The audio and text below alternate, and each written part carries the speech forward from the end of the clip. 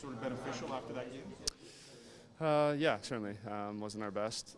Certainly a lot of things to clean up. We didn't skate yesterday. Went over a lot of different things, and good practice today. So should be ready to go tomorrow. When you guys are at your best, there's maybe a crispness, that connection between the D and the forwards that maybe wasn't there. How much of a focus was that?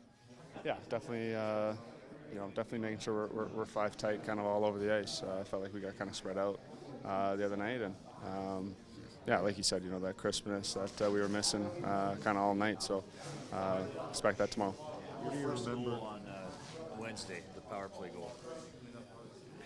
To have a passing play work out that perfectly. I mean, that doesn't happen very often. Tell me, how did that play work so well? Yeah, I mean, we got lots of good players on the power play.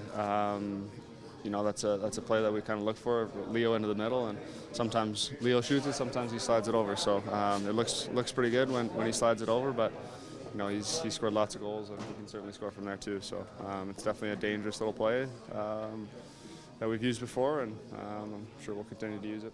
Just one more, Jason? As you're watching that unfold, I know it happens really fast, but are you thinking like this is exactly how we drew it? I'm like, wow, it's so fluid, right? To get a play to work, it would be on the whiteboard, Yeah, sometimes it doesn't go perfectly. Sometimes it does. But when you got good players on the ice, we know where each other are going to be. So those things can happen.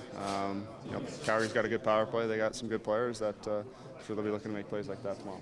I know it's only game two, Connor, but it's the Battle of Alberta. You guys have met in the playoffs for the first time and ever. Do you expect a little bit more intensity because of and you guys have started the season before, but never after facing each other in the playoffs?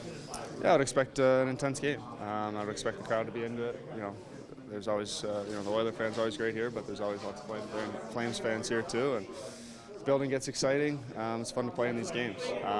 We always seem to play them on kind of the first Saturday of every year, and this year's no different. And it's always a fun game. It's always fun to be a part. It looks like you have Zach on your line. You guys can intermingle. But what's the one difference between him and Evander? They're kind of power forwards, but they play a different style. What do you like about Zach? Yeah, he's a workhorse. He's hard on pucks. Kind of hangs on the pucks down low, and great forechecker.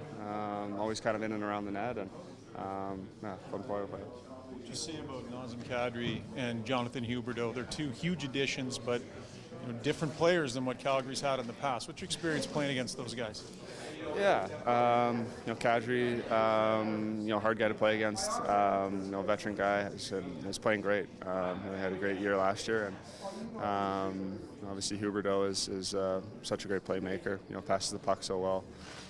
Always seems to create things when he's out there. So two different players, like you said, but both very good players.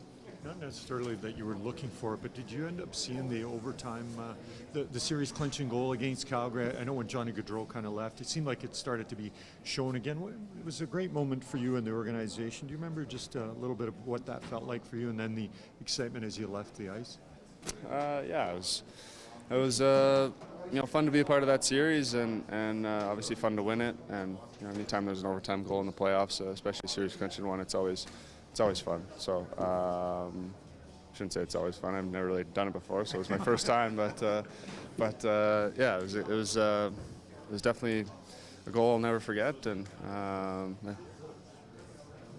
Thank you. Thanks, Tom.